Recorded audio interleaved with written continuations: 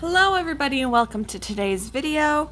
It's titled Confidence to Take a Stand, and the Bible reading is from Esther chapter 4 verse 14. For if you remain completely silent at this time,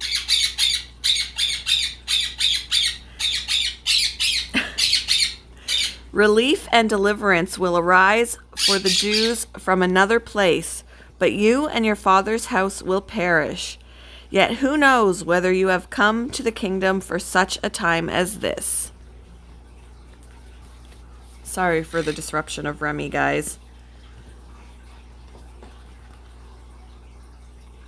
Few women in the world have ever been as blessed as Esther.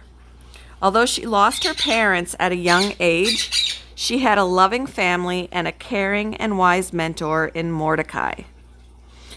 She had great beauty and a gentle heart. People were drawn to her and cared about her. When she was brought to the palace for a year of beauty treatments before being presented to the king, she quickly won the affection of the custodian of women, Hegai. Yet one of the most striking characteristics about Esther was her absolute assurance of God's will for her life. When Mordecai discovered the plot Haman had devised to execute every Jew, his first response was grief. He put on sackcloth and ashes and mourned with loud cries in the middle of the city. Esther, carefully cloistered within the palace, immediately sent to find out why. When Mordecai explained and asked her to plead their case with the king, Esther's first response was a natural human fear.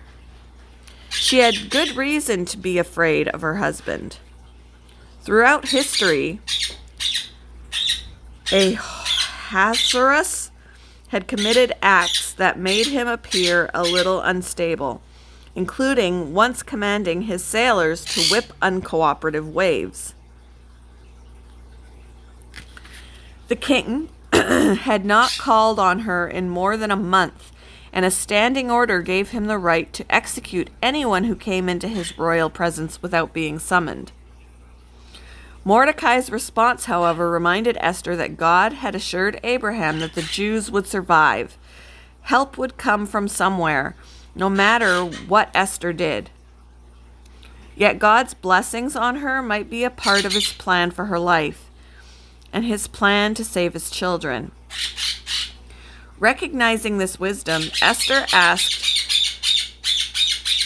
that there be 3 days of fasting, after which she would approach the king. Her statement, "If I perish, I perish," is less a fatalistic acceptance than a solid assurance that God's plan for her life would play out as he intended. When the king extended his scepter to welcome her, she knew that she had in fact come to the palace for just this moment. While few women risk death these days, following God's relentless call on our lives can leave us facing situations completely out of our comfort zone. Esther's story reminds us that God always has a plan in mind for us.